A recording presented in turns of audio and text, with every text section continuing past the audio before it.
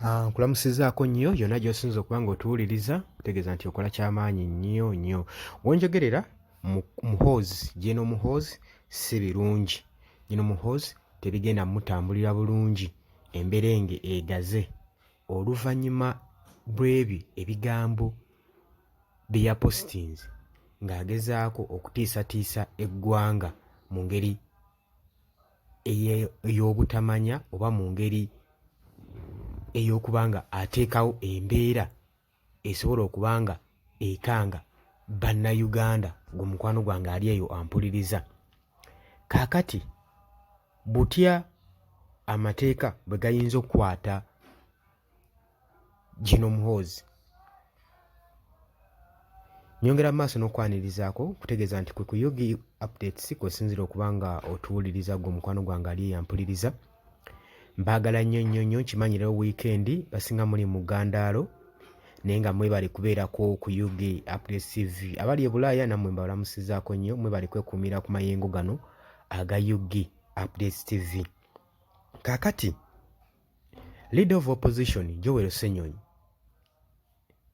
yakoowodde wabeewo amateeka, wabeewo okukwatibwa kw'amateeka okugenda mu maaso ku General Muhoozi. Lwa nsonga ki? Olw'ebyo ebigambo bye yayogedde yakontanye n'ebigambo bye ng'omukwano gwange ali eyo ampuliriza. Okwogera ebigambo ebiteekawo entiisa, ebiteekawo mistrust, ebiteekawo fear, ebiteeka eggwanga ku bunkenke. Ye Leader of Opposition era nga spokesperson wa National Unity Platform Joel Ssenyonyi, omubaka ow'e Nakawa era nga looya, agamba okusinziira ku bukugu bwange, singa tubadde mu nsi ng'amazima ddala democracy atambula bulungi, General Muhoozi aba alina okuba ng'akwatibwa ku ebyo ebigambo bye yayogedde eby'okutiisatiisa n'okuleka eggwanga ku tensioni. Alese eggwanga ku bunkenke. Joel Ssenyonyi agamba atya? Ye Joel Ssenyonyi akoowoola wabeewo okukwatibwa kwa General Muhoozi abeere ng'asibibwa. Tujjukira nti nno General Muhoozi Kainerugaba ye Chief of Defence, Chief wa Defence Force. Kati wetuba tugoberera controversy ze ne declaration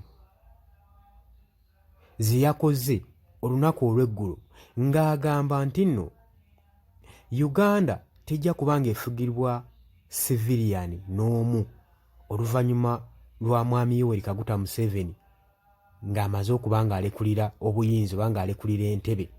Yakikkaatiza n'agamba teri civilian n'omu oba teri munnansi. Wenjogera ku civilian ntegeeza abantu ba bulijjo nga tuli mu kitongole kya poliisi, nga tuli mu kitongole kya magye, tuli mu security company. Kaakati ono General Muhoozi yagambye nti nno nga kitaawe amaze okuba nga alekulira Entebbe, teri muntu wa bulijjo yenna yenna, civilian yenna agenda kuba nga atula mu ntebe ya kitaawe gy'abaddemu okutwala eggwanga mu maaso. We twogera ku civilian, twogeranga ku bantu nga Kyagulanyi, twogera ku bantu nga Nobert Mao, twogera ku bantu nga Besigye, newankubadde Besigye ye yasaavingako mu magye naye yaretreatinga dda, yaganyuka, kati yaba asobola okuba nga yeesimbawo. Twogera ku muntu nga woolaba ani omulala awo, ani omulala tugamba wa Bedi Bwanika nga woolaba Obedi Bwanika tebakkirizibwa wadde kwesembereza ntebe y'abuku abo. Kati General Muhoozi kye yagambye nti abo tebakkirizibwa kusemberera wadde ntebe ya mukulembeze kitange ng'avuddeko. Jjukira yagenze okwogera ebigambo bino General Muhoozi nga amaze okulangirira nti ye olwokaana aluvuddemu era erinnya lye Muhoozi Kainerugaba terigenda kubanga lirabikira ku ballot paper mu kalulu ka 2026. Ye agenda kubanga ayimirira mabega wa kitaawe. Kino kyakulaze obutiitiizi n'okutya nti tewali kye basobola kukola nga bayise mu kalulu. Kati kye baba babyesamba badde emabega babeeko kye bafumba nga bwe nagambye. Ekyo ekintu olabanga ekitono kiri mabega nnyo, kiri wala nnyo, kiri step ahead of us, nti wandibaawo olukwe lw'okwagala okuwamba obuyinza. Kubanga gw'obanga ovudde eri ng'ozze buli kimu okikola, olaga ogenda kubanga weesimbawo. Mu kaseera kano ki ekiba kikujja ku mulamwa? Kitegeeza waliwo ekirala ky'oba obaze. Era bannayuganda mbeere bulindaala, bw'atyo Joel Ssenyonyi bw'abagamba. Tumanyi Ssenyonyi ateerya ntama ateetiririra mu bigambo bye waba asazeewo kwogera. Yagamba nti bino ebigambo bya General Muhoozi byali maakinzi birina kutwalibwanga Trisonia statement, kubanga General Muhoozi jjukira nti no high ranking military officer, era asobola okuteekawo effectiveness, entiisa yonna, asobola okuteekawo ekikangabwa ku bannayuganda oba ku Uganda, naddala ku democracy ssaako ne ba civilian okubanga bafuga mu nfuga yaabwe. Agaba bino ebigambo ebyayogeddwa si bigambo bugambo.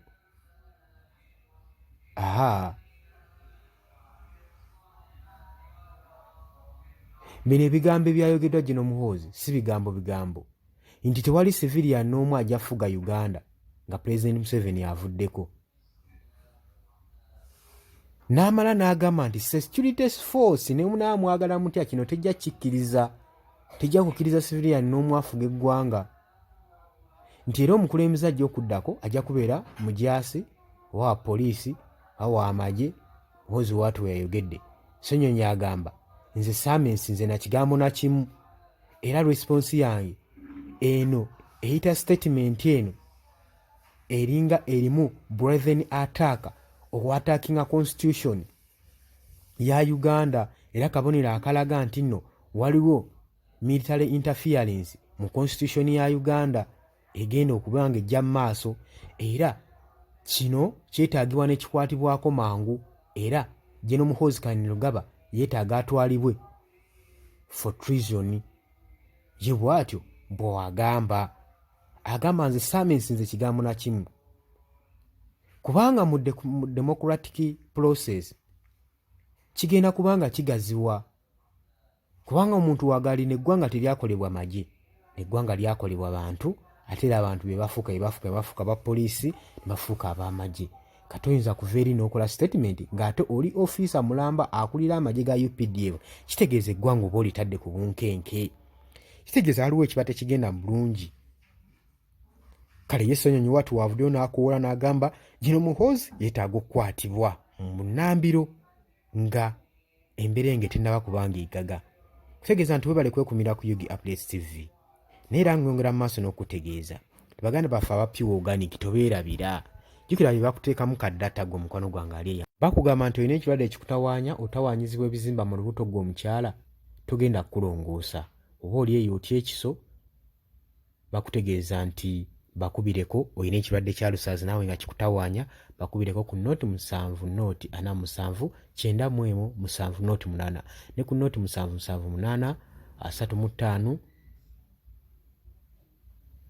nooti 778 11 35 97. Bakubireko aba Pure Organic bagenda kubeera nga bakolako ddala bulungi nnyo. Muganda wange togenda ku kiso si kirungi, genda bakuwe eddagala osobole okuba ng'onaazaamu ebizimbe ebyo tuyita tumors munda, byonna bibeere nga bivaamu gwe mukwano gwange. Mbaagala nnyo, temuva ku Yugi Updates TV.